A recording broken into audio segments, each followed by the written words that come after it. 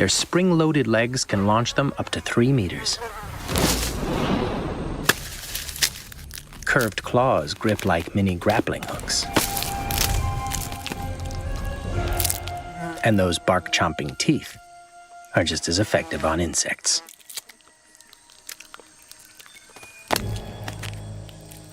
They'll eat pretty much anything they can grab.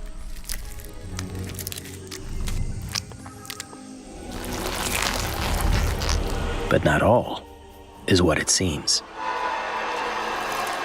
An amazing display of mimicry. This caterpillar's impression of a deadly snake is so convincing. It's scary.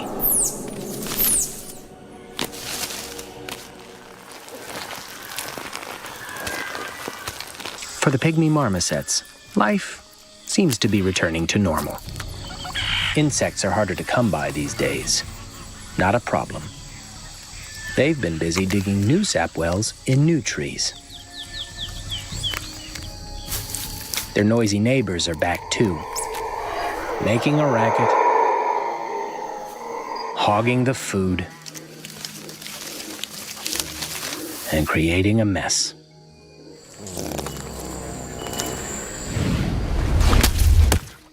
When nature calls, it falls on the little guys to sort it out.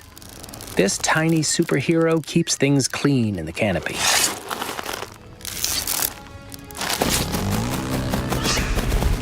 A beetle, only the size of a dime, but no job is too big. From 20 meters up, he just holds on tight.